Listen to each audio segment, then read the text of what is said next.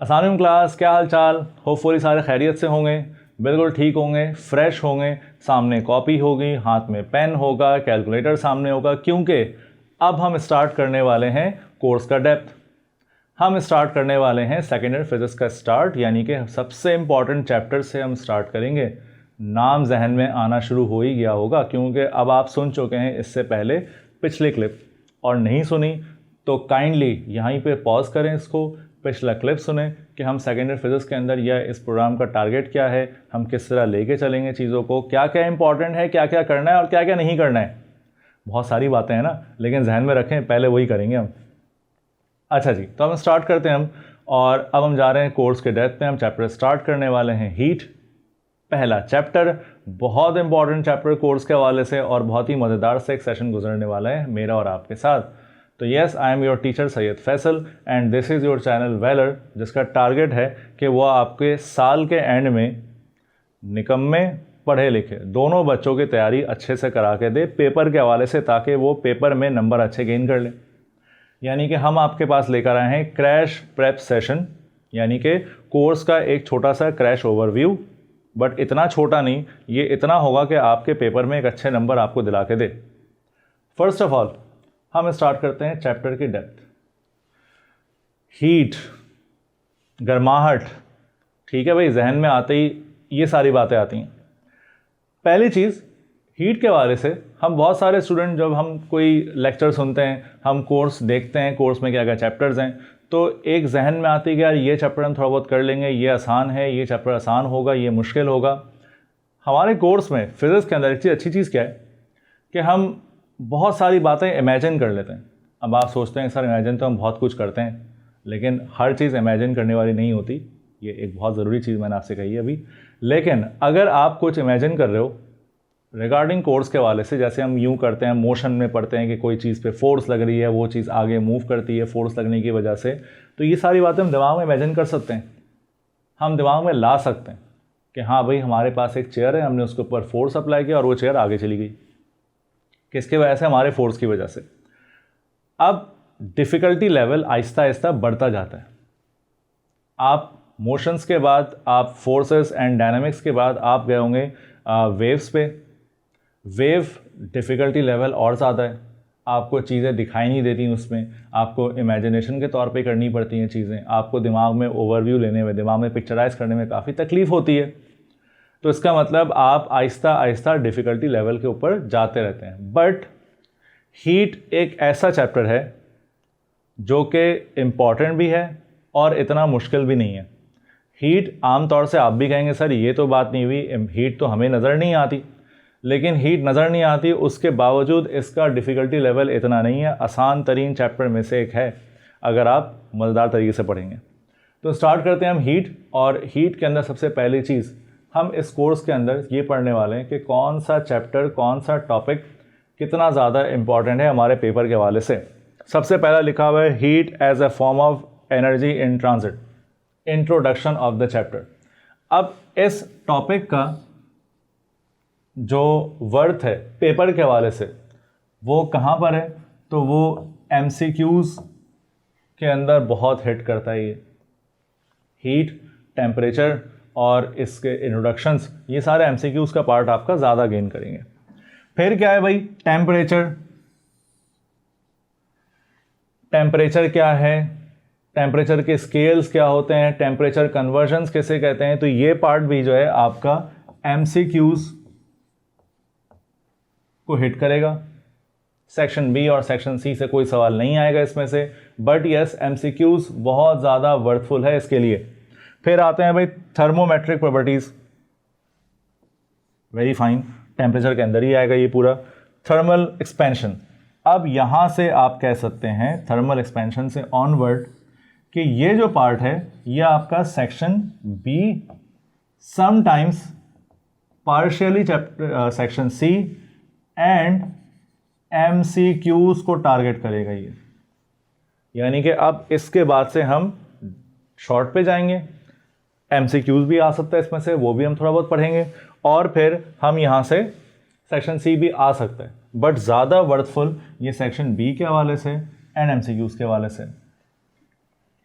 अच्छा, इसके बाद क्या है हमारे पास, तो इसके बाद आने से पहले देखो हम सबसे पहले स्टार्ट में पढ़ते हैं हीट। ठीक है, अब हीट के बारे में क्या है, हीट के बारे में जनरली जानते हैं कि हीट क्या है, एक फॉर्म ऑफ एनर्जी है। अच्छा, और क्या है इसके बारे में हम पढ़ते हैं कि हीट जो है वो टोटल काइनेटिक एनर्जी ऑफ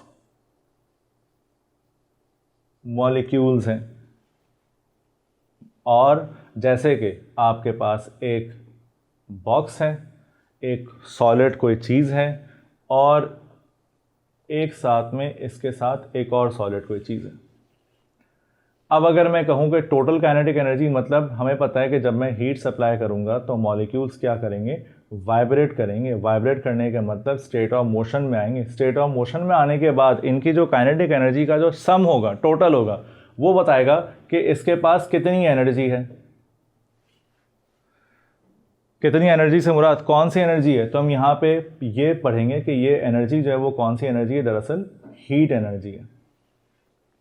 अच्छा, और आगे बढ़ते हैं। अब इसके बाद हम जब नेक्स्ट पार्ट पे आते हैं तो नेक्स्ट पार्ट हमारे पास है इसी चैप्टर में टेम्परेचर। टेम्परेचर क्या बताता है, ठंडक और गर्माहट, यानी कि degree of hotness and coldness. छी ये क्या लिख दिया मैंने, coldness, degree of hotness and coldness. अच्छा, अब इसके अंदर हम काइनेटिक एनर्जी के हवाले से क्या पढ़ते हैं इसमें, तो it is the average kinetic energy of molecules. हम ये पढ़ते हैं कि हीट या एनर्जी क्या चीज़ को ट्रांसफॉर्म करता है, वर्क की फॉर्म में ट्रांसफॉर्म होता है। तो हीट से भी हम वर्क कर सकते हैं।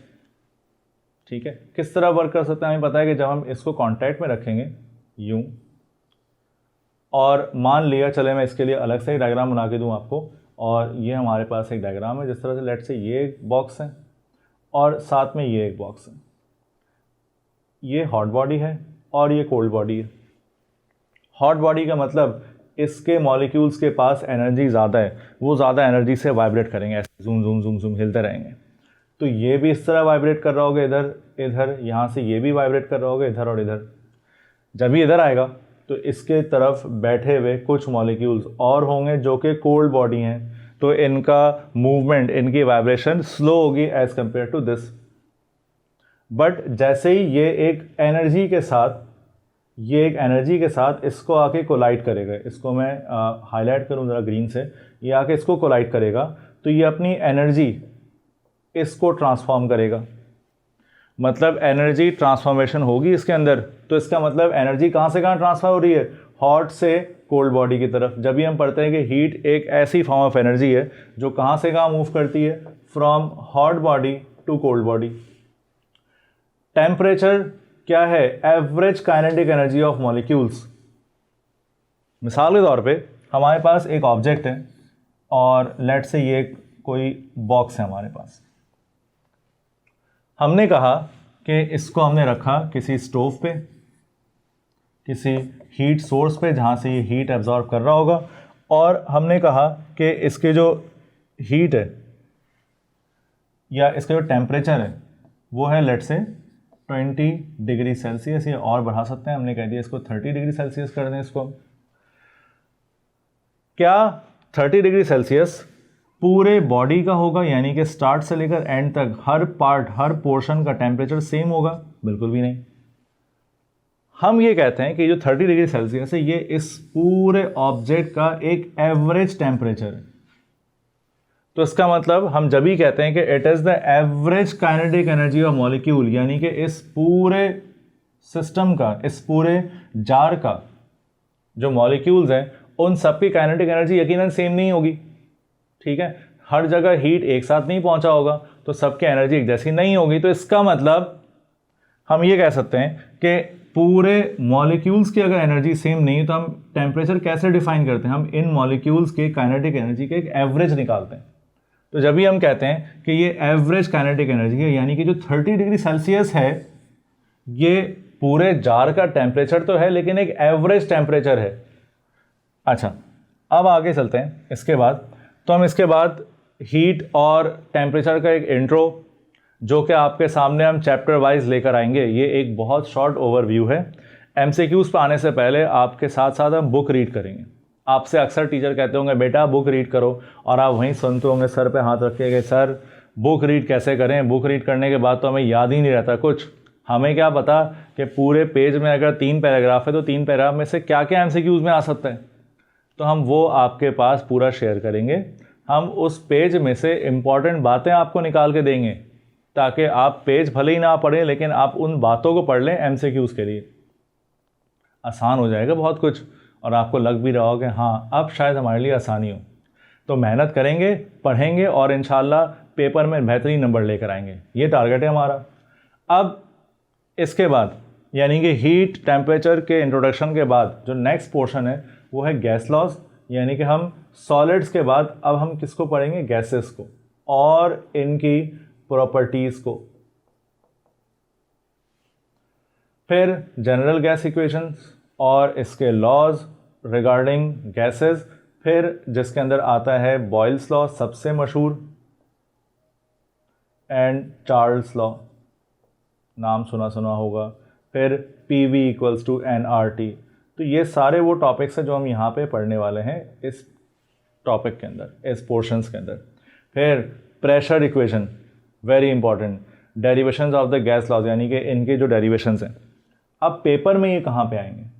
सबसे मेन टारगेट तो हमारा पेपर है। तो बच्चों ऐसा है कि यहाँ से लेकर यानी कि कहाँ से 11.8 till 11.10 जो गैसेस का इंट्रोडक्शन है ये आपको हिट करेगा। MCQs ऑब्वियसली, MCQs के अलावा section B and C, section B में से भी ये आ सकता है। सेक्शन C से आने के चांसेस कम है बट आ सकता है ये। और ये जो काइनेटिक प्रेशर इक्वेशन है ये वो टॉपिक है जो हमारा प्योरली सेक्शन C का पार्ट है ये। और yes it is very very important, यानी कि आप जब लॉन्ग के लिस्टिंग करते हैं कि हम क्या क्या याद करें, क्या क्या चॉइस में छोड़ें, तो बच्चों गलती से भी इसको चॉइस से मत छोड़िएगा। ये आता है, ये इंपॉर्टेंट है, बहुत ज़रूरी है बच्चों। फिर क्या है? Derivation of the gas laws. Yes ये भी डेरिवेशन है but worthful for section B, partially for section C। MCQs इससे इतना नहीं पूछते, इससे भी MCQs इतना नहीं पूछते। अच्छा, फिर next part specific heat capacity, determination of specific heat capacity, molar specific heat capacity. Specific heat capacity क्या है, किस तरह निकालते हैं, मोलर स्पेसिफिक हीट क्या है। तो पहली बात, इस सारे टॉपिक का जो वर्थ है वो कहाँ पे ज़्यादा ज़रूरी है, कहाँ पे ज़्यादा आपको हिट करेगा ये, तो ये आपको मिलेगा सेक्शन B में। इससे MCQs आने के चांसेस कम है बट हैं। सेक्शन C में इतना नहीं आता ये, बट सेक्शन B के लिए इसको तैयारी करेंगे। ठीक है। अब एक चीज़ और कि हम थोड़ा सा आगे जब चलते हैं बुक से तो हम ज़रूर इसको ओवरव्यू लेंगे थोड़ा डेप्थ में, लेकिन पहली बात स्पेसिफिक हीट होता है क्या हम पढ़ चुके हैं, हमारे जहन में होगा यकीनन। स्पेसिफिक हीट, मिसाल के तौर पे हमारे पास एक ऑब्जेक्ट है और ये ऑब्जेक्ट इस तरह का कुछ है यहाँ पे, और ये जो एक्स्ट्रा चीज़ बन गई इसको हम साफ़ कर देते हैं यहाँ से।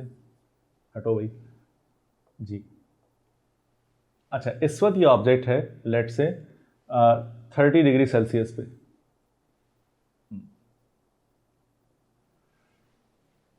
और हमने कहा कि इसको मुझे टेम्परेचर बढ़ाना है, तो टेम्परेचर बढ़ाने के लिए मैंने इस पर यकीनन क्या सप्लाई किया, एक सोर्स से मैंने इसमें हीट सप्लाई किया। याद रहे इस वक्त हम रिगार्डलेस का, मैं नहीं पता ये ऑब्जेक्ट का मास क्या है, कितना वजनी है, हमारे पास बस एक सॉलिड ऑब्जेक्ट है। मैंने इसमें हीट सप्लाई किया, हीट सप्लाई करने के बाद यकीनन टेम्परेचर बढ़ना स्टार्ट होगा। तो बाय द टाइम कि ये 30 डिग्री से 31 डिग्री पे पहुंचा होगा, 1 डिग्री का चेंज आया होगा इसमें। आप कह सकते हैं कि 30 इन टर्म्स ऑफ केल्विन भी कह सकते हैं कि इसमें 1 केल्विन का चेंज आया होगा, और हम कह सकते हैं कि 1 डिग्री सेल्सियस का चेंज आया होगा, मतलब 1 यूनिट बढ़ा होगा टेम्परेचर का। तो इस 1 यूनिट बढ़ने में हमने जितनी हीट सप्लाई की होगी उसको हम क्या कहते हैं, उसको हम कहते हैं हीट कैपेसिटी। हीट कैपेसिटी यानी कि वो हीट जो 1 डिग्री टेम्परेचर में चेंज लेकर आए किसी ऑब्जेक्ट में, उसको हम कहते हैं हीट कैपेसिटी। अब आप सोच रहे होंगे ठीक है भाई हीट कैपेसिटी ये है, लेकिन इसमें स्पेसिफिक क्या है? हम तो ये भी पढ़ते हैं हीट के साथ एक वर्ड आता है पहले, और वो है स्पेसिफिक। स्पेसिफिक क्या होता है? स्पेसिफिक का मतलब होता है फिक्स्ड, और यहाँ पर स्पेसिफिक यानी कि नोन चीज़ क्या होती है? ऑब्जेक्ट का मास। यानी कि लेट से अगर यही ऑब्जेक्ट हमारे पास है और इतने ही टेम्परेचर पे है, लेकिन अब ये मास लेट से नोन है, 1 kg ऑफ ऑब्जेक्ट है। हमने इसको टेम्परेचर दिया, हमने इसको हीट दिया, और हीट देने के बाद ऐसे हमने इस पर हीट सप्लाई किया किसी सोर्स से, तो इसके 30 से लेट से इसमें 31 डिग्री हो गया, यानी कि 1 डिग्री ऑफ चेंज आया इसमें, 1 डिग्री सेल्सियस का चेंज आया फिलहाल। तो इस 1 डिग्री चेंज लाने के लिए हमने जितना भी हीट प्रोवाइड किया, अब ये हीट कैपेसिटी नहीं है, अब ये क्या है? अब ये है स्पेसिफिक। अब ये स्पेसिफिक हीट कैपेसिटी है।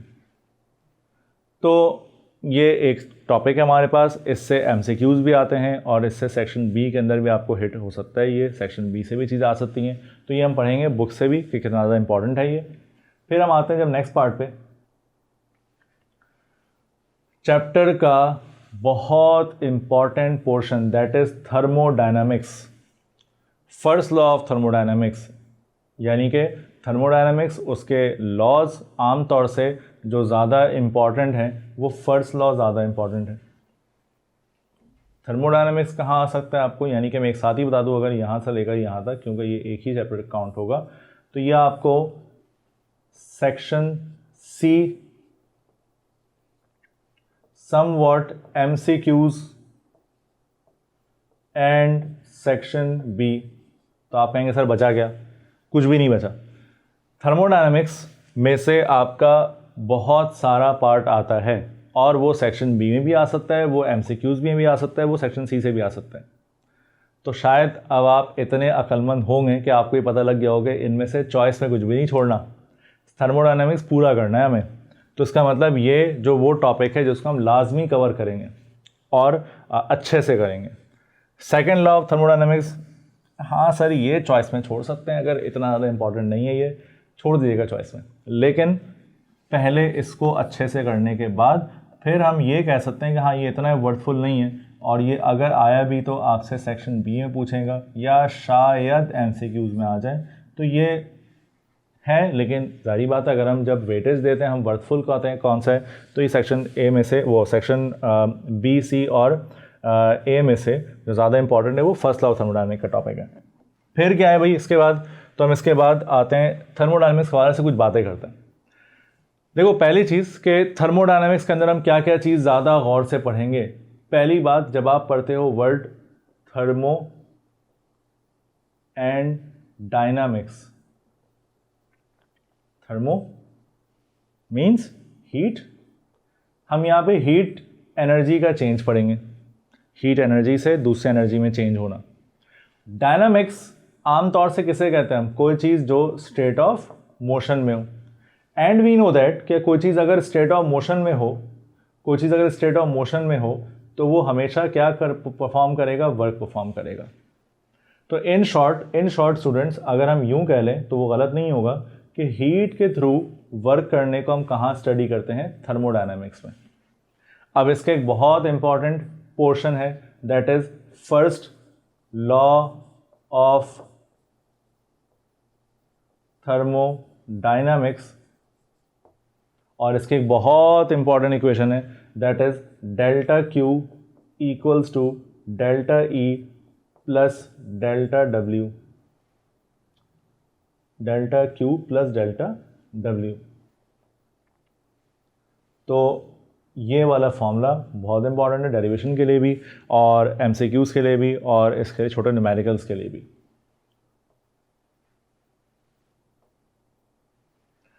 Finally Carnot engine, most important topic and law of thermodynamics के अंदर इसको हम पढ़ेंगे। यानी कि अब आप कार्नोट इंजन के अंदर आप कह सकते हो कि ये वो पोर्शन है जिसमें हम डायरेक्टली लिख सकते हैं कि ये बहुत इंपॉर्टेंट है फॉर सेक्शन सी, लाजमी।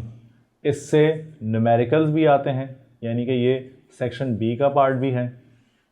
अगर हम पीछे कुछ टॉपिक पे जाते हूँ, जैसे कि ये इससे पहले वाला टॉपिक था हमारा लाइक थर्मोडायनेमिक्स, तो इसमें से सेक्शन बी में न्यूमेरिकल बिल्कुल हो सकता है इसमें, बट न्यूमेरिकल के चांसेस इससे इतने ज़्यादा नहीं है क्योंकि ज़्यादा जो हमारे पास न्यूमेरिकल का पोर्शन आएगा वो हम कहीं पे और डिस्कस कर सकते हैं, जैसे कि ये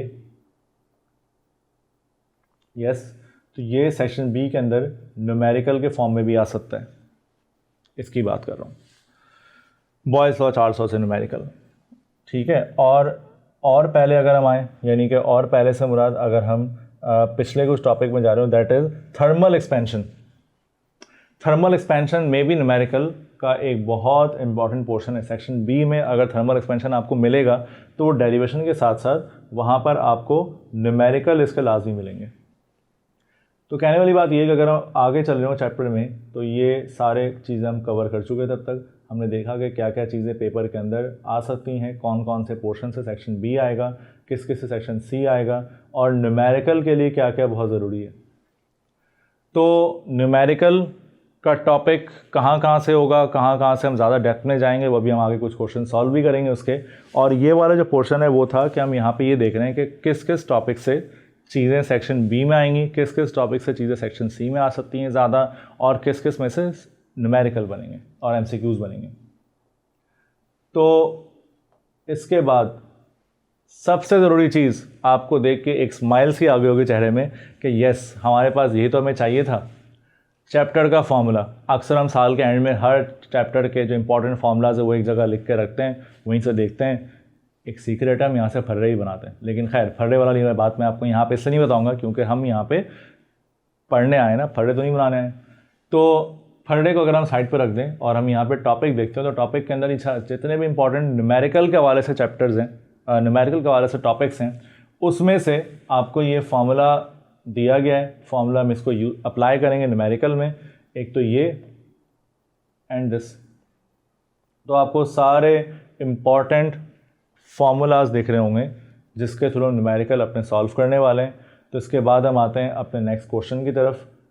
जी जनाब, तो हमारे पास है न्यूमेरिकल का पहला question, find the change in volume of an aluminium sphere of 0.4 metre radius when it is heated from 100 degree Celsius.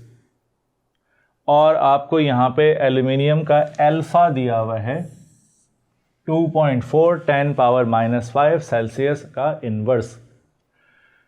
समझ में आया किस टॉपिक से है ये? अगर आप देखते हो तो यहाँ पे आपसे कह रहा है कि चेंज इन वॉल्यूम वाला पोर्शन है। Yes, it is from thermal expansion. And thermal expansion का कौन सा पार्ट है ये? तो अगर रेडियस और वॉल्यूम का जिक्र आ गया हो तो हमें पता है कि अब ये जो आपको न्यूमेरिकल दिख रहे हैं यहाँ पे स्टूडेंट्स, तो ये न्यूमेरिकल है फ्रॉम वॉल्यूमेट्रिक एक्सपेंशन से। कुछ चीज़ें हम पहले सवाल सॉल्व करने से पहले सुनते हैं। आपसे यहाँ पे निकालने कह रहे हैं find the change in volume. अब यहाँ पे टीचर जिसने सवाल बनाया है बहुत ही अच्छा है, क्योंकि आमतौर से डेल्टा वी किसे कहते हैं हम? तो delta V is change in volume, इसी नाम से याद करते हैं। बट हो सकता है जो टीचर आपको तंग करना चाह रहा हो, तो delta V is also known as increase in volume. यानी कि अगर आपसे क्वेश्चन में यही पूछता कि find the increase in the volume, तब भी चीज़ एक ही है, हमें निकालना यही पड़ता, पूरा सॉल्व सेम होगा और सॉल्यूशन भी सेम होगा, फॉर्मूला भी सेम होगा, लेकिन नाम डिफरेंट है इसका। तो दोनों नाम से याद रखिएगा इसको। अब यहाँ पर आपसे कह रहे हैं कि find the change in volume of an aluminium sphere of 0.4 metre radius. तो जल्दी से बनाते हैं बच्चों इसका डेटा। हमारे पास सबसे पहला डेटा किसका बन रहा है यहाँ पे, तो हमसे कह रहे हैं कि एक स्फीयर है जिसका मुझे क्या पता है, रेडियस। अब हमसे देखो डेटा में हम लिखते क्या हैं, डेटा में हम वो चीज़ लिखेंगे जो हमें सवाल में गिवन होगा। तो हमें सवाल में गिवन है कि हमें एक स्फीयर का रेडियस पता है, तो हमने लिखा r equals to 0.4 metre when it is heated from 100 degree Celsius. तो एक टेम्परेचर हमें दिया हुआ है 100 डिग्री सेल्सियस। फ्रॉम मतलब हम इसको 100 डिग्री सेल्सियस तक जो है वो हीट करेंगे। इसको कहाँ से करेंगे, अगर आपको दूसरा टेम्परेचर सवाल में नज़र में नहीं आ रहा कहीं पे भी, तो क्या करें, क्योंकि हमें पता है कि अगर मैं डेल्टा वी फार्मूला निकालने वाला हूँ, डेल्टा वी निकालना है, तो हम डेल्टा वी का फार्मूला क्या यूज़ करते हैं, V I beta delta T. Delta आएगा चेंज इन टेम्परेचर चाहिए हमें, और चेंज तब आएगा जब मैं दो टेम्परेचर आपस में माइनस कराऊंगा। तो इसका मतलब हमें यहाँ पे दो टेम्परेचर चाहिए, तो फिर ऐसे में हम इनिशियल टेम्परेचर क्या रखेंगे यहाँ पे, 0 डिग्री सेल्सियस। अब देखते हैं, दो टेम्परेचर है, छोटा टेम्परेचर 0 है तो ये T1, ये हो गया T2, हमारे पास दोनों टेम्परेचर्स अवेलेबल हैं। अब एक चीज़ और, हमें सवाल में दिया हुआ है अल्फ़ा। अल्फ़ा गिवन है 2.4 इंटू 10 की पावर -5 सेल्सियस का इन्वर्स। ठीक है, let me right it clearly, तो ये हो जाएगा 2 पावर -5 एंड रिक्वायर्ड क्या निकालना है हमें, तो हमें निकालना है change in volume, delta we निकालना है। तो अगर मैं इसके सॉल्यूशन पे आऊँ तो ये बातें मैं मिटा देता हूँ। होपफुली अब तक आपने इसको कैप्चर कर लिया होगा अपने पास, तो ये एक्स्ट्रा चीज़ें मिटाते हैं, ये भी साफ, ये भी साफ, एंड सो सॉल्यूशन वाला पार्ट इसका जी। तो सबसे पहले हम इसको करते हैं सॉल्व करने के लिए हेडिंग, आगे हमारे पास सॉल्यूशन। सॉल्यूशन में सबसे पहले हम लिखेंगे यहाँ पे फॉर्मूला कि since delta V is V I beta delta T, ये फॉर्मूला है। हम डेल्टा वी निकालने के लिए हमें क्या क्या चाहिए, V I beta delta T, तीनों आया और फॉर्मूला तैयार, आंसर तैयार। तो सबसे पहले तो हम निकालते हैं इसमें जो सबसे आसान है निकालना, यानी कि हम सबसे पहले इसमें से सॉल्व करेंगे, डेल्टा टी निकाल लेते हैं। डेल्टा टी निकलेगा T2 minus T1 that is 100 minus 0, so delta T will be 100 degree Celsius. अगर आप चाहें तो केल्विन में करना तो कर सकते हैं, तो ये भी केल्विन में कन्वर्ट हो जाएगा, ये भी कन्वर्ट हो जाएगा।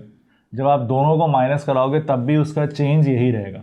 तो कहने का मकसद ये कि अगर किसी न्यूमेरिकल में आप फॉर्मूला यूज़ करो जहाँ डेल्टा आता हो, डेल्टा टी आता हो, तो वहाँ पे टेम्परेचर को चेंज करना लाजमी नहीं है।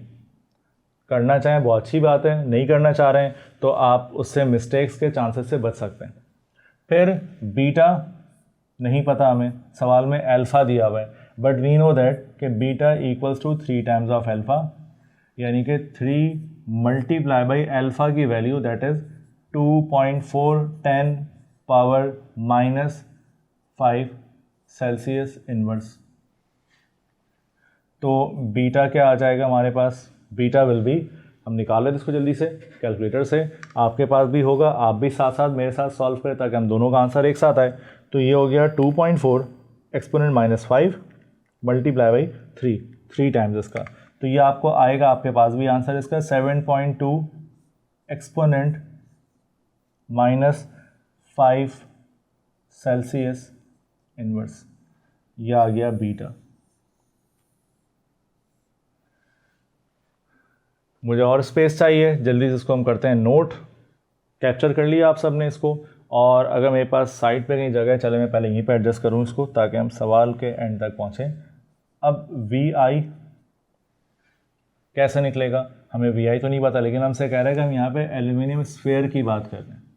एल्यूमिनियम स्फीयर का फॉर्मूला क्या होता है वॉल्यूम का, 4/3 pi r cube, that is 4/3, pi is 3.142, R क्या दिया हुआ है हमें, आर दिया हुआ है सवाल में 0.4 और ऊपर आ गया फॉर्मूले का क्यूब। तो इसको भी सॉल्व करते हैं जल्दी से। तो 4/3 मल्टीप्लाई बाई पाई की वैल्यू मल्टीप्लाई बाई रेडियस का क्यूब यानी कि 0.4 का क्यूब। तो सॉल्विंग देम हमारे पास आंसर आ रहा होगा वॉल्यूम का, आपके पास भी आएगा, वो है 0.268। वॉल्यूम का यूनिट बच्चों क्या होता है, क्यूबिक मीटर। तो ये आ गया वॉल्यूम। फाइनली जब मेरे पास सारे वैल्यूज़ होंगी, जब मेरे पास सारे आंसर्स होंगे, तो इसको हम पुट कर सकते हैं इस फॉर्मूला में, डेल्टा वी वाले फॉर्मूला में। तो वी आई क्या है मेरे पास 0.268 मल्टीप्लाई बाय बी यानी कि बीटा मेरे पास आया है 7.2 10⁻⁵ मल्टीप्लाई बाई डेल्टा टी मेरे पास आया यहाँ पे, और डेल्टा टी मेरे पास कितना आया यहाँ पे 100। तो जब मैं इन सबको मल्टीप्लाई कराऊंगा तो मेरे पास एक अच्छा सा खूबसूरत सा मज़ेदार सा डेल्टा वी आया हुआ होगा।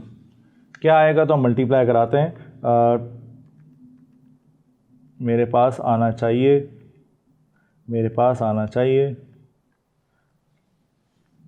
1.93 इंटू 10⁻⁻3 वॉल्यूम निकाला है। तो इसका यूनिट मैं प्रोमिनेंटली लिखूँ आपके सामने, तो इसका यूनिट है cubic metre. So this is the answer of the numerical. आपके पास भी यकीनन यही आंसर आएगा। सही से वैल्यूज पुट करिएगा तो हम बेहतरीन तरीके से ये आंसर लेकर आएंगे। So the change in volume of the aluminium sphere of radius 0.4 metre is 1.93 exponent -3 cubic metre. So ये था इस न्यूमेरिकल का आंसर, और होपफुली आपको ये क्लियर होगा। Thank you. हेलो बच्चों, तो हमारे पास ये दूसरा सवाल है इसी टॉपिक का, that is change in volume of a brass, यानी कि हम दोबारा से थर्मल एक्सपेंशन का एक न्यूमेरिकल करने वाले हैं, और उसके अंदर हमसे यहाँ पे कह रहे हैं कि जो हमारे पास चेंज इन वॉल्यूम है हमें दोबारा वही निकालना है, यानी कि we will find delta V of a brass जिसकी हमें रेडियस पता है। क्योंकि सवाल सिमिलर है, मैं डायरेक्टली यहीं पे डेटा बना रहा हूँ आपके लिए, तो ये रेडियस है। जी जनाब, तो हमारे पास इसी टॉपिक का यानी कि थर्मल एक्सपेंशन का दूसरा क्वेश्चन, सिमिलर क्वेश्चन काफ़ी, हमसे कह रहा है कि find the change in volume. तो इसका मतलब हमें यहाँ पे दोबारा से डेल्टा वी निकालना है ऑफ अ ब्रास स्फीयर जिसकी डायमीटर पता है हमें 0.6, ये डी गिवन है। सिमिलर क्वेश्चन है इसलिए हम दोबारा से अलग से डेटा नहीं बना रहे हैं, हम यहाँ पर डायरेक्टली लिख रहे हैं आपके सामने। फिर डायमीटर के बाद हमें यहाँ पे गिवन है 30 degree to 100 degree temperature change. अब 30 डिग्री और 100 डिग्री दो टेम्परेचर सवाल में डिफाइन है, तो दैट मीन्स के ये हो गया T1, ये हो गया T2। पिछले क्वेश्चन में क्या था हमारे पास, पिछले क्वेश्चन में एक टेम्परेचर गिवन था, तो हमने दूसरे को क्या अज्यूम किया था 0। अब यहाँ पे इत्तेफाक से हमें दोनों टेम्परेचर दिया हुआ है, तो हम एक को कहेंगे T1, दूसरे को कहेंगे T2। माइनस कराते हैं इसको, तो डेल्टा T डायरेक्टली यहीं से निकालते हैं, that is T2 minus T1। So 100 minus 30 is 70 degree Celsius का चेंज आ रहा है टेम्परेचर में। फिर क्या है भाई, अल्फ़ा नहीं चाहिए हमें क्या चाहिए, बीटा। तो we know that beta equals to 3 alpha, 3 times of alpha is 19 into 10⁻⁻6। So beta इसी का 3 टाइम्स, यानी कि 19 एक्सपोनेंट -6 का 3 टाइम्स क्या होगा हमारे लिए, तो ये हो गया 5.7 into 10⁻⁻5 Celsius inverse.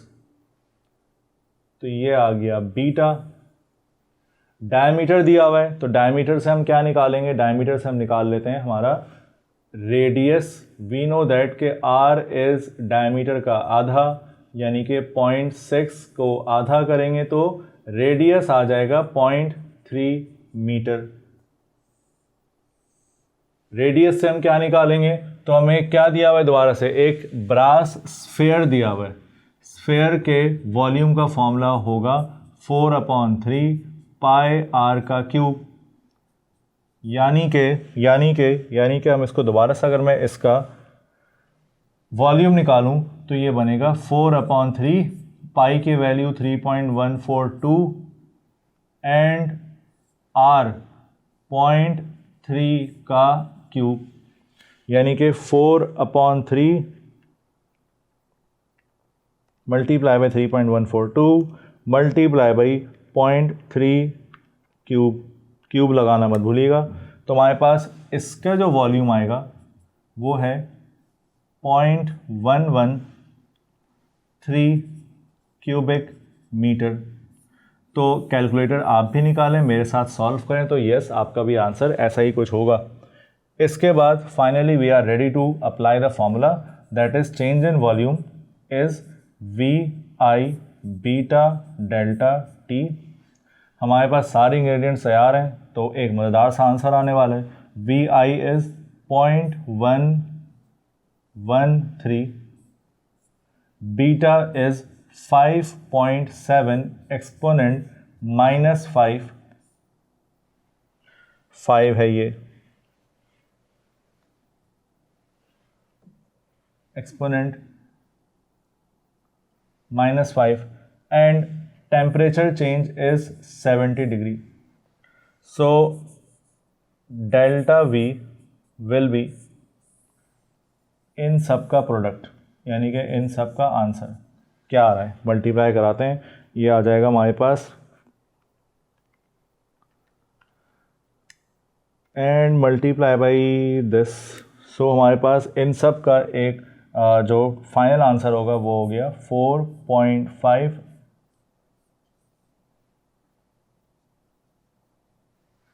So this is the answer of the question. हमारे पास चेंज कितना आ रहा है वॉल्यूम में, तो ये आ रहा है 4.5 एक्सपोनेंट -4 का चेंज, छोटा सा change. So this is your answer, hopefully clear होगा आपको ये। Thank you so much. सलाम क्लास। तो एक और सवाल थर्मल एक्सपेंशन का। A steel bar is 10 centimetre in length at -2.5 degree Celsius. अब स्टील बार की लेंथ दी हुई है, वॉल्यूम नहीं। तो अब ये सवाल हमारे पास कौन से टॉपिक से है, तो this is from linear thermal expansion. So हमारे पास कह रहे हैं कि स्टील बार है जिसकी हमें लेंथ पता है 10 centimetre in length at -2.5 degree Celsius, यानी कि हमें यहाँ पे जो लेंथ गिवन है वो कितना है, तो length is 10 centimetre. In metre क्या होगा, तो 10 डिवाइडेड बाई 100, तो ये आ जाएगा 0.1 मीटर। इस वक्त कितने टेम्परेचर में मौजूद है ये, तो इस वक्त इसका जो इनिशियल टेम्परेचर है वो है -2.5 डिग्री सेल्सियस। फिर हमने क्या कि what will be the change in length, इसमें कितना चेंज आएगा, चेंज इन लेंथ, यानी कि हमें यहाँ पे डेल्टा एल निकालने को पूछ रहा है। चेंज इन लेंथ कितना होगा, लेंथ में कितना चेंज आएगा अगर मैं टेम्परेचर को बढ़ाकर क्या कर दूं 25 degree Celsius. Beta for steel. सवाल देने वाले थोड़े से शरारती थे यहाँ पे, क्योंकि आपको इसके लिए चाहिए होता है अल्फ़ा। वी नो दैट कि delta L is L I alpha delta T, but यहाँ पर आपको क्या दिया हुआ है, आपको अल्फ़ा की जगह बीटा दिया हुआ है। तो कोई बात नहीं, हम बीटा से अल्फ़ा पे पहुँच जाएंगे। हमें यहाँ पे दिया हुआ है beta, and beta of steel is 3.3 into 10 power -5 kelvin inverse. So ताकि यूनिट सबका सेम हो तो पहले इसको भी हम कन्वर्ट कर लेते हैं केल्विन में।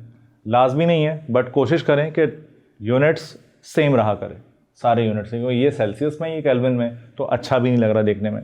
तो उसको हम पहले कन्वर्ट करते हैं यहाँ पे। तो ये हमारे पास आएगा, आपके पास भी कैलकुलेटर है, फटाफट मेरे साथ सॉल्व करना स्टार्ट करें। तो हमारे पास इसका आंसर आ जाएगा कन्वर्ट होने के बाद,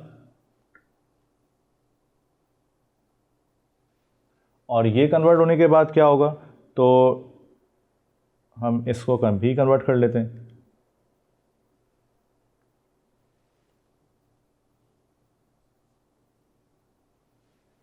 और इनका जो चेंज आएगा डेल्टा, क्या करेंगे हम, हायर माइनस लोअर, यानी कि T2 माइनस T1। तो अगर मैं इसको माइनस करा दूं तो हमारे पास जो चेंज आ रहा है वो इस वक्त आ रहा है 27.5 डिग्री का। तो अगर मैं इसको सॉल्व करूं, लेकिन यहाँ पे चेंज होने के बाद जो यूनिट आ रहा है वो अब केल्विन में होगा। तो दिस इज 27.5 केल्विन। बीटा है, अल्फ़ा चाहिए, तो वी नो दैट कि बीटा होता है 3 times of alpha. So alpha will be beta by 3, यानी कि आप बीटा की वैल्यू को यहाँ करते हैं हम, बीटा की वैल्यू है 3.3 10 पावर माइनस 3, इसको हम डिवाइड कराते हैं 3 से, तो we will get alpha that is 1.1 10 power minus 5, और यहाँ पर भी ये -5 है। तो 10 पावर -5 का आ गया बीटा। इसको मैं साफ साफ करके लिखूं ताकि आपको कॉपी करना आसान हो। तो ये आ गया बीटा के बाद बीटा से हमने निकाला alpha, and alpha is -1.1 exponent -5 kelvin inverse. तो ये अल्फ़ा की वैल्यू आ गई। फाइनली हमारे पास लेंथ तैयार है, चेंज इन टेम्परेचर तैयार है, यानी कि अगर मैं इसको मार्क कर दूं साथ साथ, तो ये हमारे पास है इसका length, change in temperature and alpha. So फॉर्मूले के लिए हमारे पास तीनों चीज़ें तैयार हैं।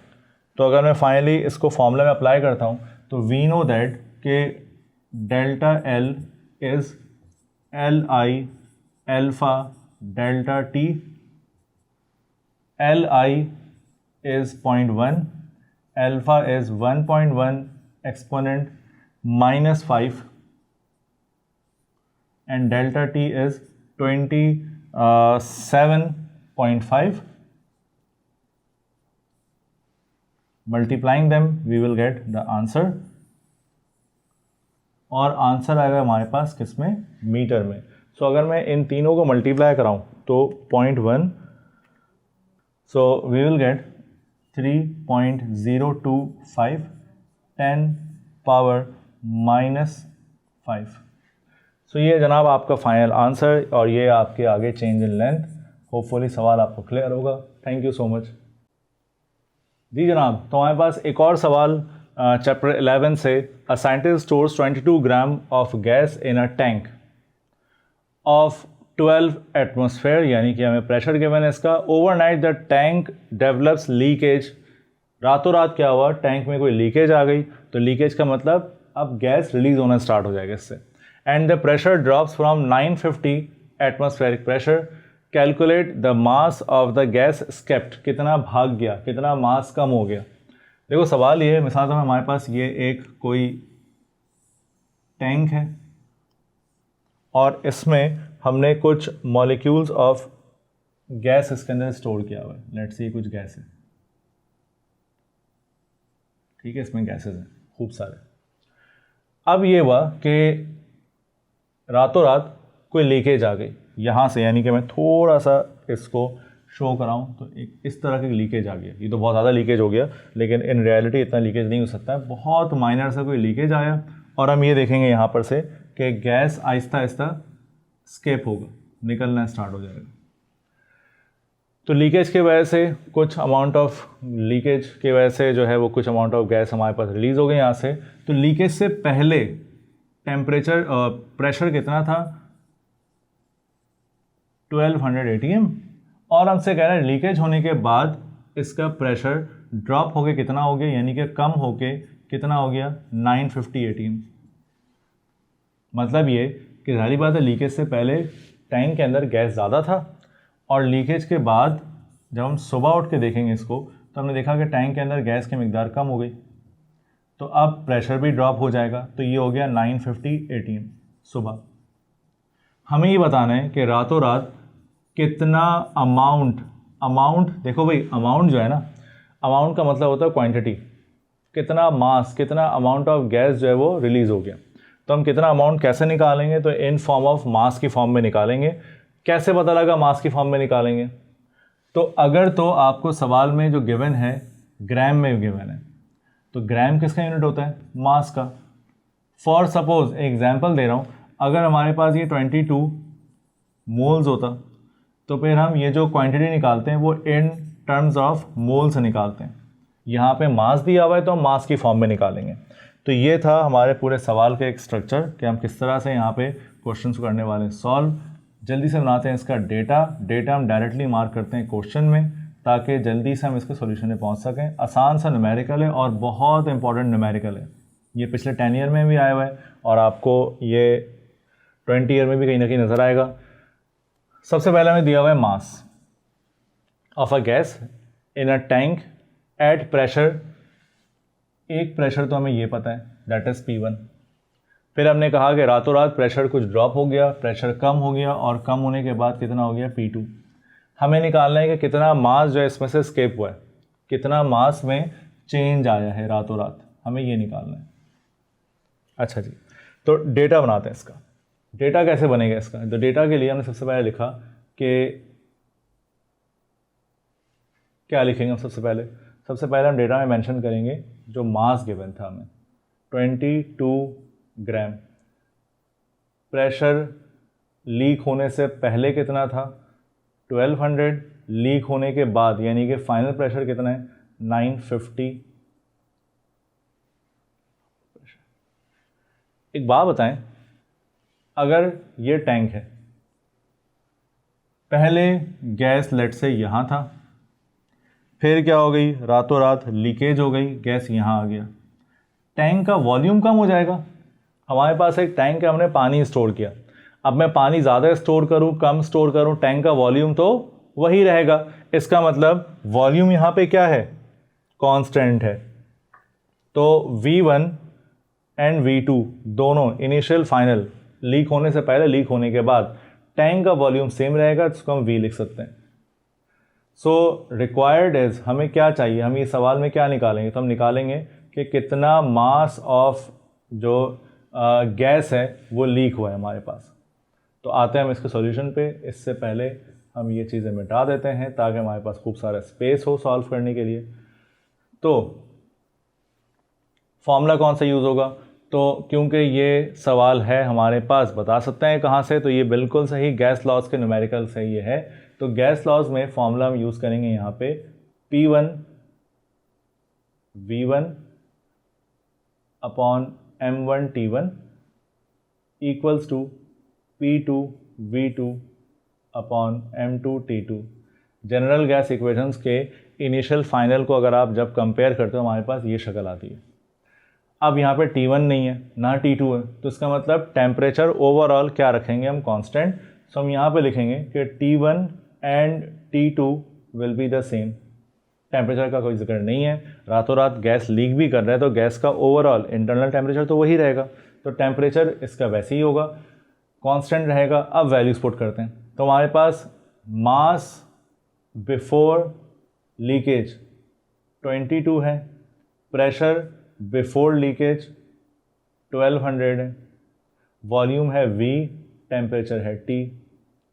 आफ्टर लीकेज प्रेशर ड्रॉप हुआ 950 पे, मास हमें कितना लीक कर दिया, कितना मास चला गया नहीं पता अभी, वॉल्यूम लिखेंगे हम V, टेम्परेचर लिखेंगे T। तो वॉल्यूम से कैंसिल, टेम्परेचर से cancel. So we will left with 1200 upon 22 and 950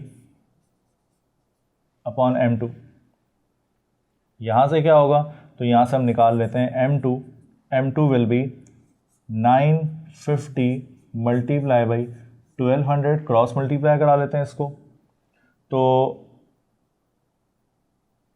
950 से क्या मल्टीप्लाई होगा? 22 एंड 1200 यहाँ पर आके डिवाइड हो जाएगा। तो हमारे पास फाइनल M2 कितना होगा? जो कि आएगा यकीनन ग्राम में, क्योंकि हमें मास दिया हुआ है ग्राम में। तो हम माइनस कराते हैं, तो ये हो गया। आप भी कैलकुलेटर सॉल्व करें तो हमारे पास इसका एक मज़ेदार सा आंसर आएगा, दैट इज़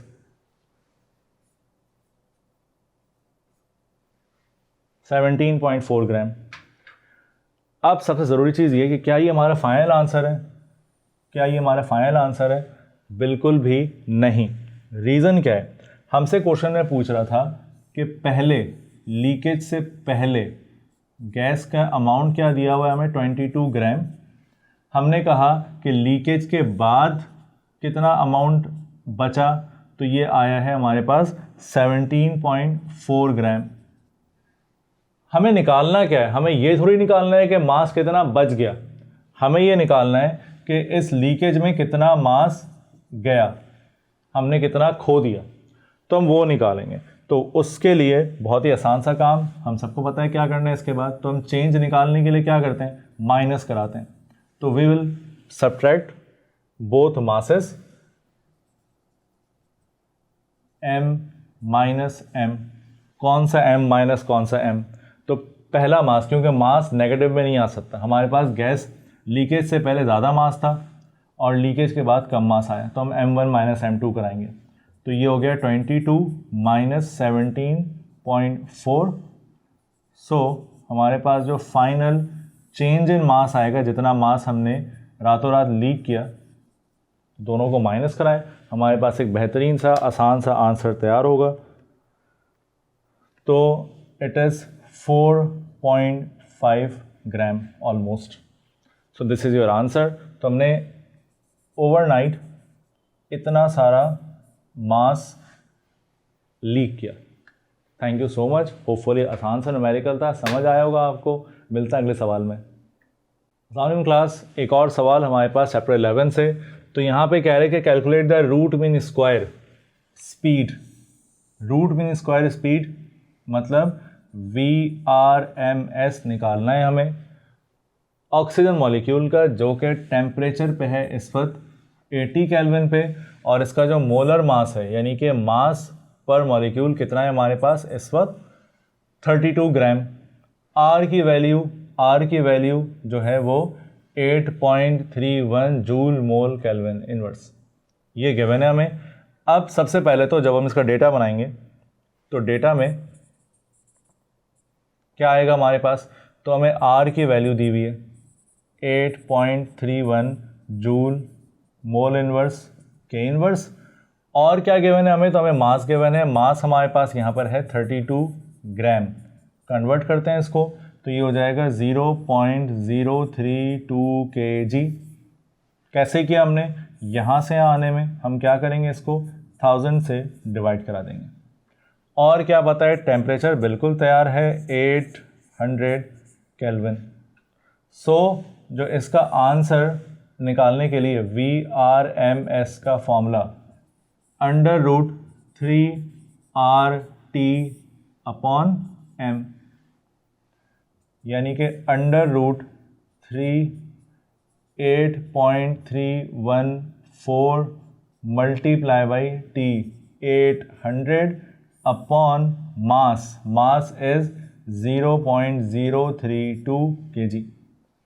सो जब आप अंदर जितनी भी चीज़ें हैं इनको सॉल्व करते हैं नंबर्स को, तो हमारे पास होगा 3 × 8.314 multiply by 800 and divided by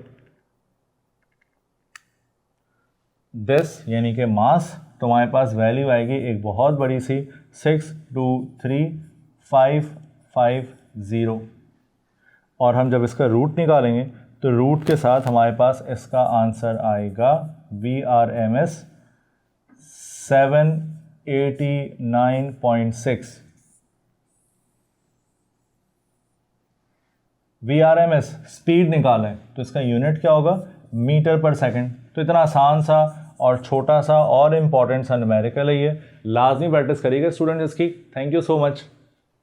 सामने क्लास, एक और क्वेश्चन हमारे पास चैप्टर 11 से, that is from first law of thermodynamics. हमारे पास कह रहे हैं एक सिस्टम है जिसमें हमें हीट एब्जॉर्ब होती हुई नज़र आ रही है और साथ साथ हीट लूज भी होती हुई नज़र आ रही है, और फिर कह रहे हैं कि surrounded by and it deliver 614 joules of work.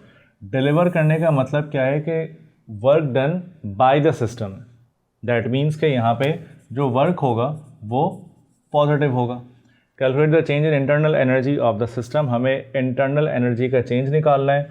तो सबसे पहले जब मैं इसका डेटा बनाऊंगा तो डेटा में कह रहा है कि हमारे पास जो QH यानी कि यू कह सकते हैं Q जो एब्जॉर्ब हो रहा है वो है 1147 जूल, और जो Q यानी कि हीट हम रिलीज़ कर रहे हैं वो है 233 जूल।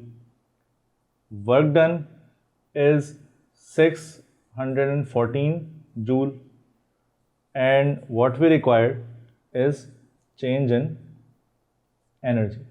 तो हमें वर्क पता है, हमें चेंज इन हीट निकालना है और हमारे पास आंसर तैयार होगा।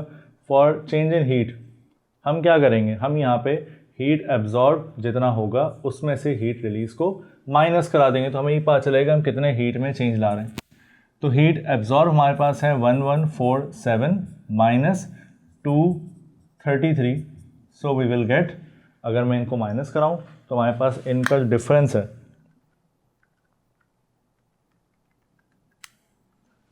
Is 914 joule. तो ये आ गया हमारे पास delta Q। Now from first law of thermodynamics we know that कि अगर मैं इसको यहाँ पे लिखूँ तो हम यहाँ पे लिखते हैं कि according to first law of thermodynamics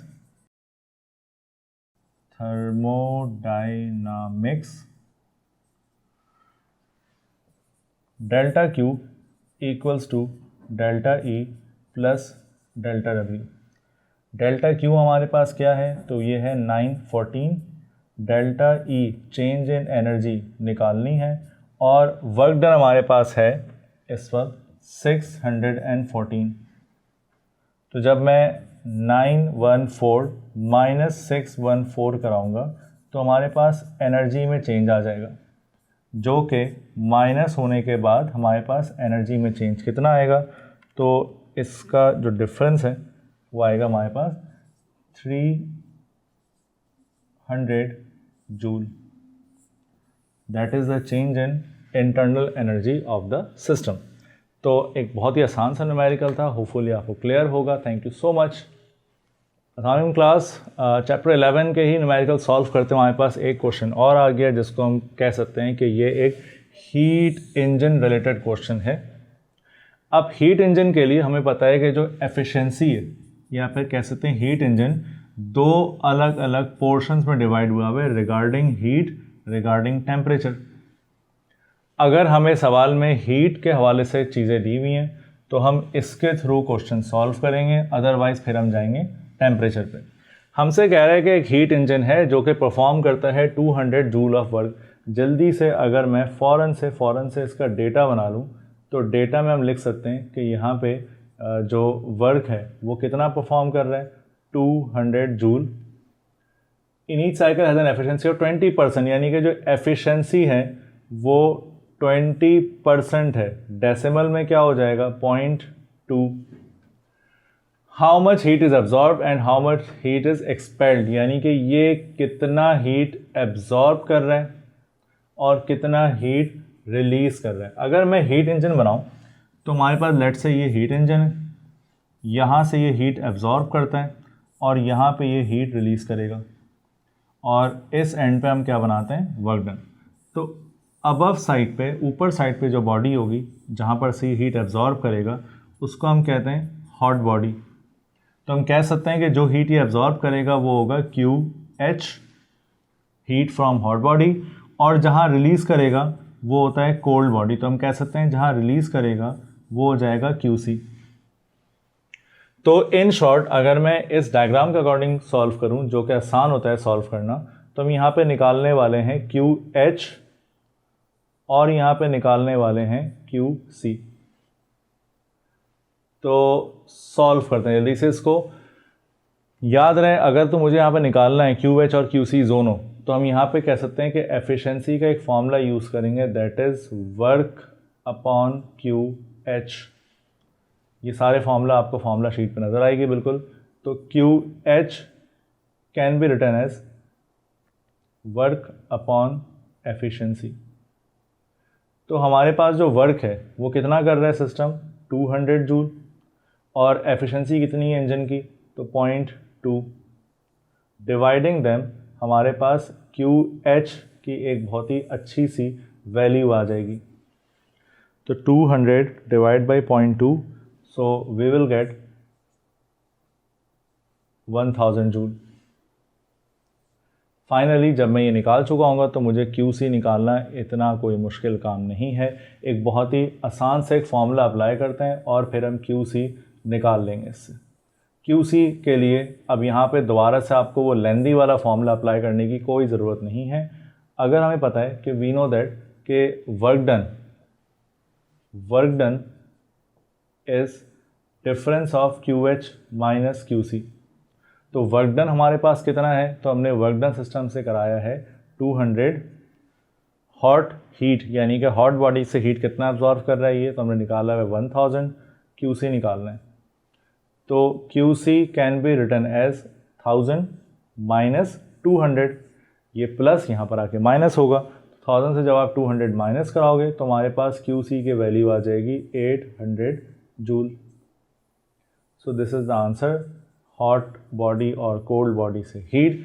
सो ये था न्यूमेरिकल का answer. Thank you so much, hopefully आपको क्लियर होगा ये वाला क्वेश्चन जनाब। तो हीट और हीट इंजन से रिलेटेड का जो क्वेश्चन है, अब यहाँ पर हम इसके दूसरे फेज पे आ गए जहाँ पे आपको सवाल में टेम्परेचर्स दिए हुए नज़र आ रहे हैं, यानी कि अब हम हीट इंजन की एफिशिएंसी अप्लाई करेंगे with respect to temperature. So temperature जब हम सॉल्व करते हैं तो सबसे पहला काम, जब आप इसका डेटा बनाएंगे तो डेटा के अंदर हम यहाँ पे लिखेंगे हमारे पास एक टेम्परेचर जो कि है 25 डिग्री सेल्सियस और दूसरा है 300 डिग्री सेल्सियस। सबसे पहली चीज़, अगर आपको टेम्परेचर यहाँ पे नज़र आ रहा है कम, तो दैट मीन्स कि ये टेम्परेचर किसका होगा, कोल्ड बॉडी का होगा। कोल्ड बॉडी है ना, टेम्परेचर कम होगा इसका। और 300 इतना ज़्यादा टेम्परेचर किसका होगा, यकीनन हॉट बॉडी का होगा, तो ये TH है। हमें निकालना क्या है, हमें एफिशिएंसी निकालनी है। We are going to find efficiency, but make sure कि जब आप एफिशिएंसी का फॉर्मूला अप्लाई करते हो तो उसका फॉर्मूला होगा, मैं यहीं पे लिख दूं अगर तुम्हें पास जगह मिल जाए, ये आ गया इसका फॉर्मूला। थोड़ा सा कलर चेंज कर लेते हैं इसका। तो एफिशिएंसी का फॉर्मूला होगा 1 माइनस TC/TH और एफिशिएंसी मिलता है हमें परसेंटेज में। तो दो टेम्परेचर है हमारे पास, TC और TH, लेकिन दोनों के साथ डेल्टा नहीं लगा हुआ। इसका मतलब यहाँ पे टेम्परेचर कन्वर्ट करना केल्विन में लाजमी है, नहीं करेंगे तो आंसर बहुत भयानक मिलेगा आपको। तो 25 प्लस 273, 300 प्लस 273, तो ये तो आसान है, ये फ़ौरन आ जाएगा 573 kelvin, and 25 plus 273 298। So efficiency कैसे निकालें इसकी, तो एफिशिएंसी हम पुट करते हैं फॉर्मूला में, E equals to 1 minus TC। अब TC हमारे लिए ये नहीं है, अब TC हमारे लिए ये है, लाइकवाइज TH हमारे लिए ये है। तो TC है हमारे पास 298 अपॉन 573 मल्टीप्लाई बाई 100। तो 298 डिवाइड बाई 573, तो पहले तो इन दोनों का जो रेशो है इसका आंसर हमें मिल रहा है 0.520।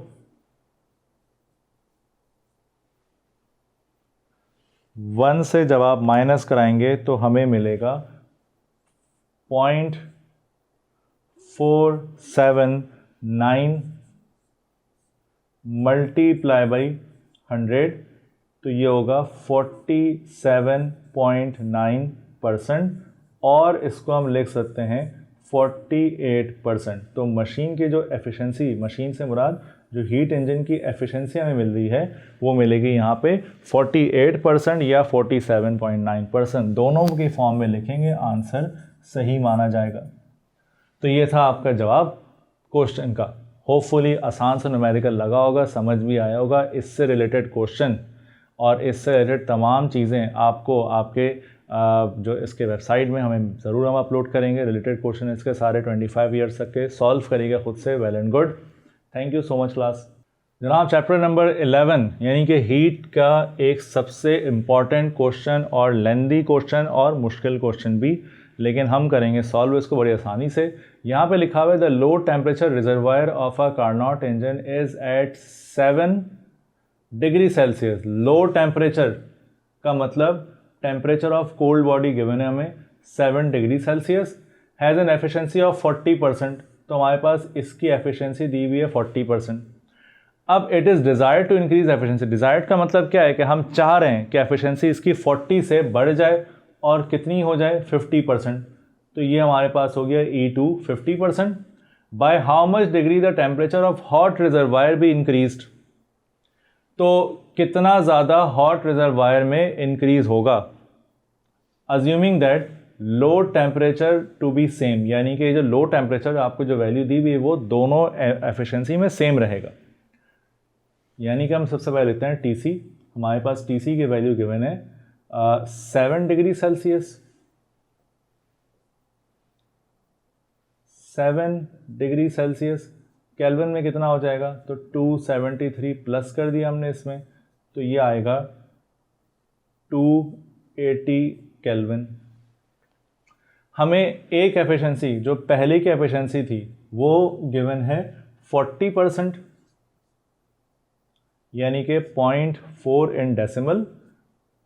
जिसमें हमें लेकर आना है वो है 50%, यानी कि 0.5 इन डेसिमल। तो पहले हम सॉल्व करते हैं बच्चों जल्दी से E1 हम सॉल्व करते हैं। यहाँ पे हमने निकाला E1, फॉर्मूला क्या होगा 1 minus TC upon TH multiply by 100। TC कितना है हमारे पास, तो 1 माइनस TC है 280। TH क्या करना है, निकालना है, तो TH हम निकालेंगे इसका, और हमें एफिशिएंसी इसकी पता है 0.4। सिंस हम ऑलरेडी कन्वर्ट कर चुके हैं इसको डेसिमल में, तो अब इस 100 को लिखने की यहाँ पे ज़रूरत नहीं है। तो ये हम सॉल्व करना स्टार्ट करते हैं। तो जल्दी से करते हैं इसको सॉल्व। 280 अपॉन TH माइनस का इधर आके प्लस हो जाएगा, और यहाँ पे 1 माइनस 0.4। याद रहे 1 और 0.4 में से छोटा नंबर कौन है, 0.4। इज़्ज़त ज़्यादा किसकी होती है हमारे माशरे में, बड़ों की। तो बड़ा अपनी जगह वैसे ही रहेगा, छोटा बड़े के पास जाता है, ठीक है। तो ये हो गया 1 माइनस 0.4, तो हमारे पास बचेगा यहाँ पे 0.6।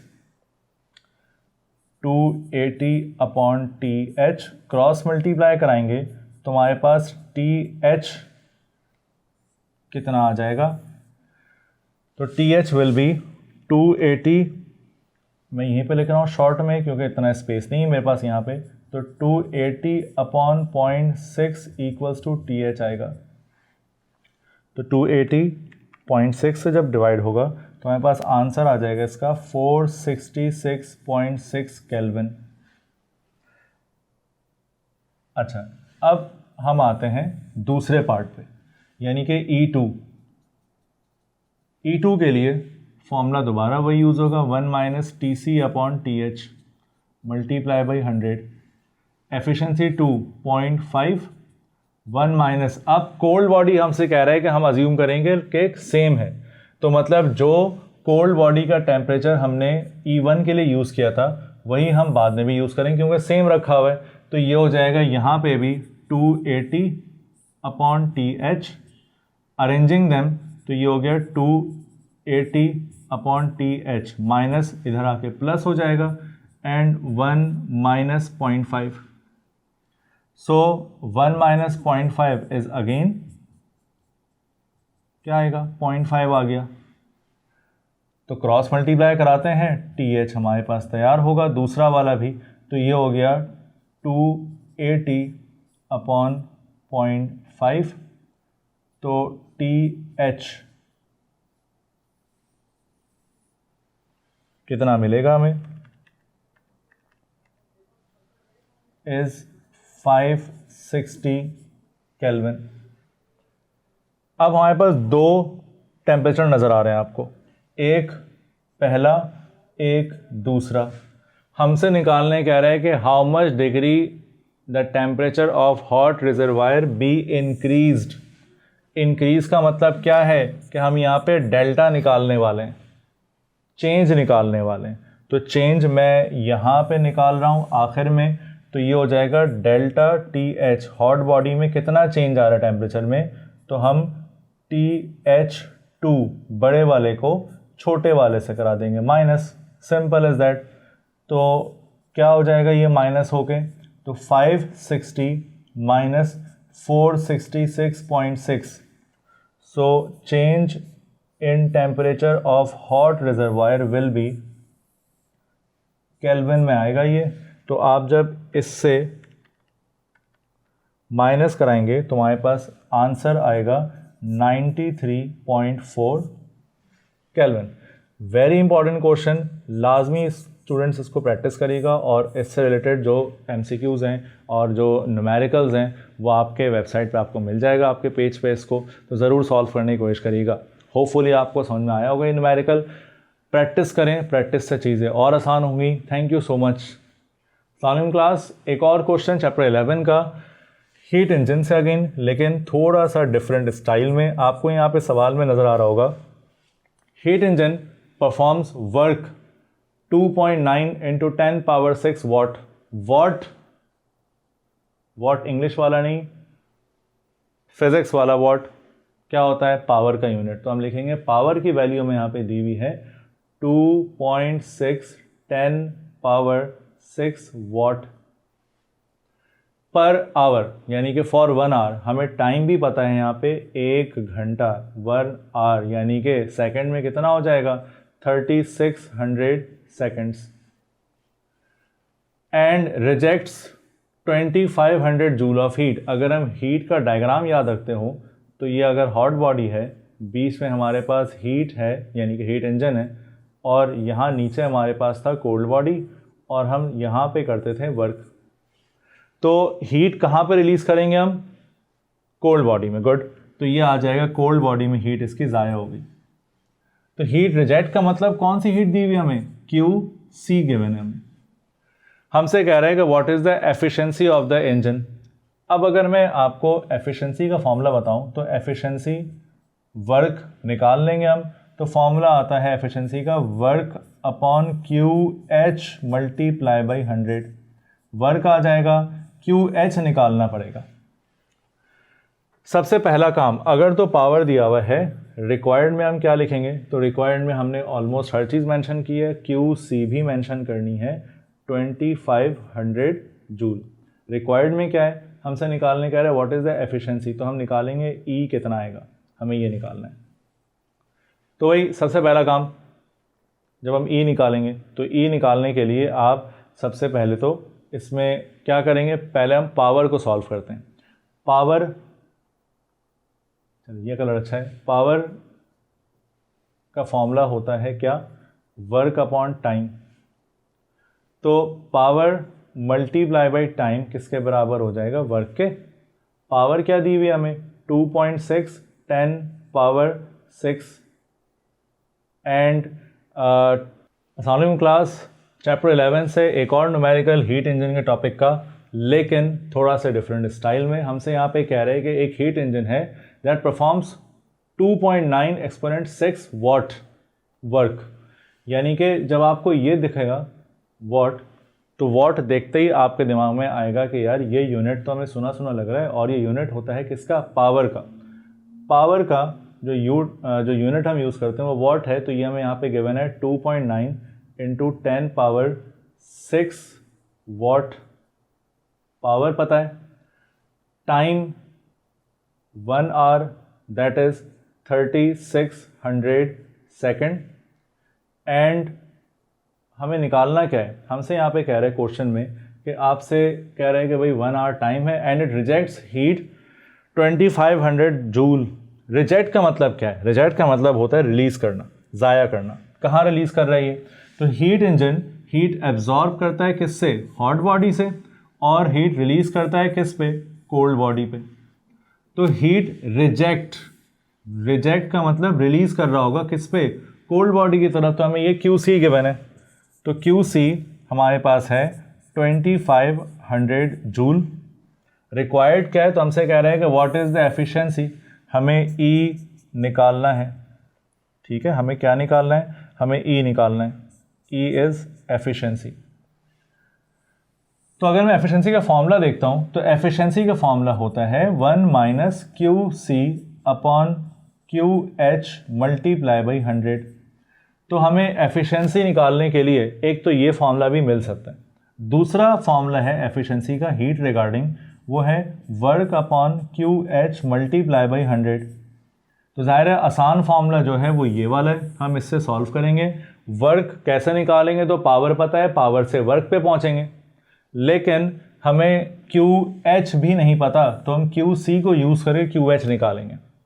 बड़ा ही कोई मज़ेदार सवाल है और इम्पॉर्टेंट क्वेश्चन है, सॉल्व करते हैं जल्दी से इसको। सबसे पहला काम, अगर तो पावर पता है तो हमें पता है कि पावर का एक बहुत ट्रेडिशनल और इम्पॉर्टेंट फार्मूला है, power equals to work upon time. तो वर्क क्या हो जाएगा यहाँ से, power multiply by time. Power की वैल्यू है 2.9 इंटू 10 की पावर 6, टाइम गिवन है हमें 3600। तो जल्दी से सिर्फ स्क्रीन देखने के बजाय कैलकुलेटर भी उठाएं और मेरे साथ साथ आंसर निकाल के दिखाएं। तो ये हो जाएगा 2.9 एक्सपोनेंट 6 मल्टीप्लाई बाई 3600। तो आपको जो इसका आंसर मिलेगा वो मिलेगा 1.044 10 पावर 10। नाउ वर्क तैयार है हमारे पास हीट रिजेक्ट, हम हीट रिजेक्ट भी जानते हैं और वो है 2500 जूल। क्या निकालेंगे यहाँ पे, अब सबसे पहला काम क्यू एच निकालने के लिए क्या करें, तो क्यू एच निकालने के लिए हम करेंगे यहाँ से कि वी नो दैट W यानी कि वर्क बराबर होता है Q H minus Q C के। तो work is 1.04 10 power 10। Okay, Q H निकालना है और क्यू सी हमारे पास है 2500 जूल।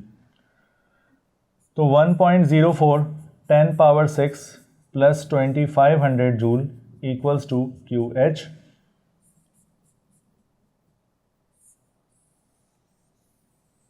क्यू एच ऐड कराते हैं तो क्या आएगा, तो हमारे पास वैल्यू आ जाएगी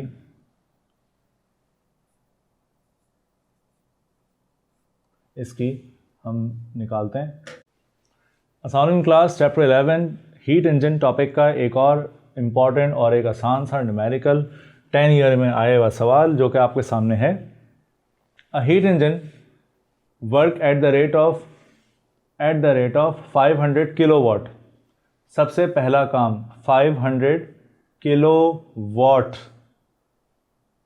क्या होता है, वॉट यूनिट देखते ही दिमाग में आएगा कि हम अब जो कंफ्यूजिंग चीज़ है वो क्या है, यहाँ पे आपसे कह रहा है कि heat engine work at the rate of, तो work at the rate, rate का मतलब हम टाइम से डिवाइड कराएंगे, तो वर्क अपॉन टाइम क्या होता है, वॉट में आएगा, वॉट में क्या आता है, पावर होगा। तो हमें पावर दिया हुआ है यहाँ पे, पावर कितना गिवन है हमें 500 किलोवाट और एट द रेट ऑफ ये, और हमसे कह रहे हैं कि भाई एफिशिएंसी ऑफ द इंजन जो है वो कितना है, एफिशिएंसी ऑफ द इंजन है 30%।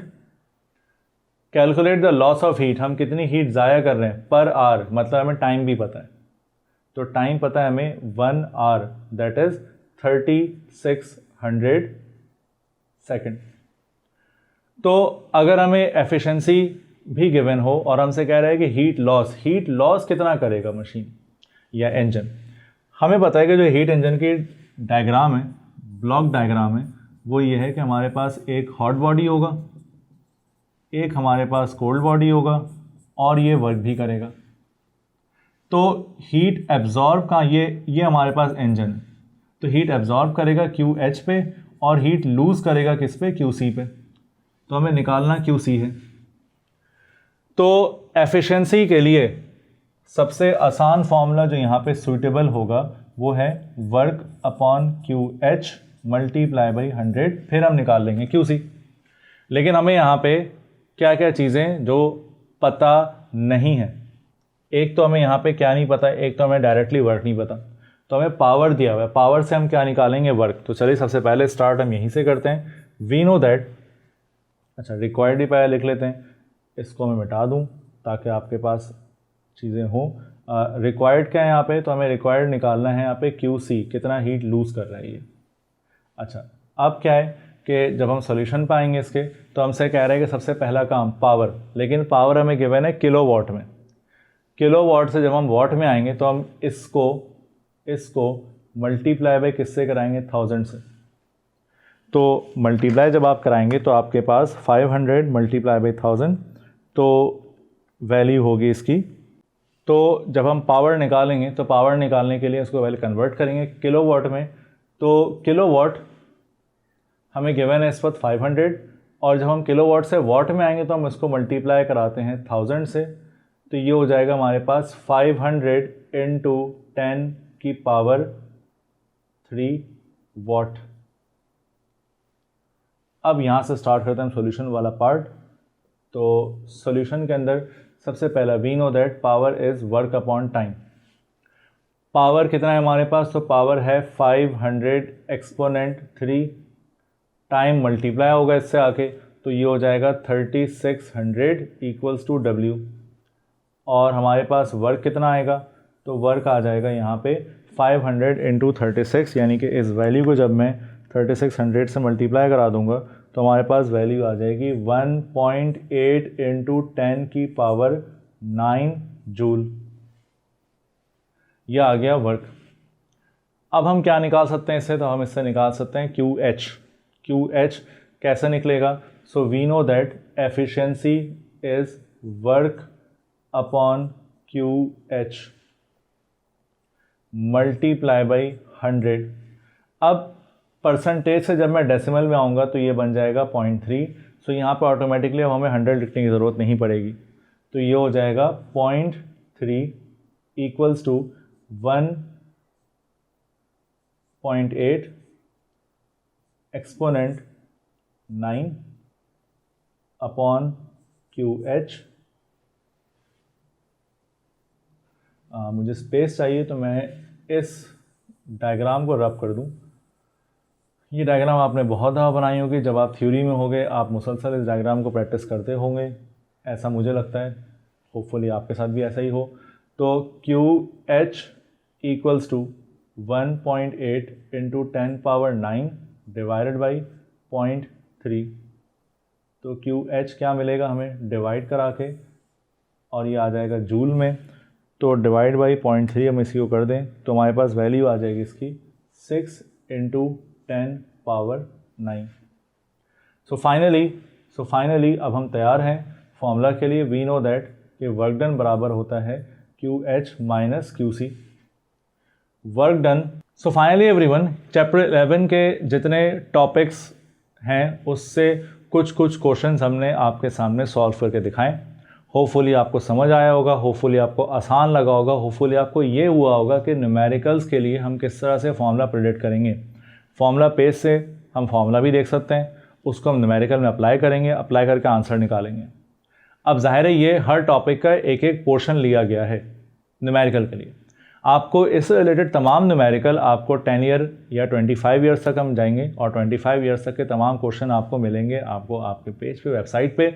सॉल्व करें उसको, कोई प्रॉब्लम आए सर फैसल तैयार, और हमारे ये जो प्रोग्राम है वो तैयार हैं। आप अपने प्रॉब्लम्स को शेयर करिएगा, आपको आंसर मिलेगा उसका।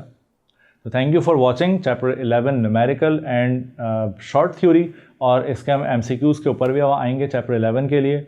एंड इसी चीज़ को काइंडली अपने फ्रेंड्स में शेयर करें, अपने लोगों में, अपने इर्द गिर्द सबको बताएं ताकि वो भी इससे फ़ायदा उठा सकें। नेक्स्ट लेक्चर चैप्टर 13 से हम स्टार्ट करेंगे। चैप्टर 13 के हवाले से अगले टॉपिक के हम बहुत सारी चीज़ें डिस्कस करने वाले हैं, और चैप्टर 12 के हवाले से डिस्कस करने वाले हैं। तो जो मेन पोर्शन है चैप्टर 11 के बाद, जो शुरू के 4-5 चैप्टर्स जो हमने डिस्कस किया, तो वो भी हम डिस्कस करेंगे साथ साथ। Thank you so much for watching. जज़ाकल्लाह।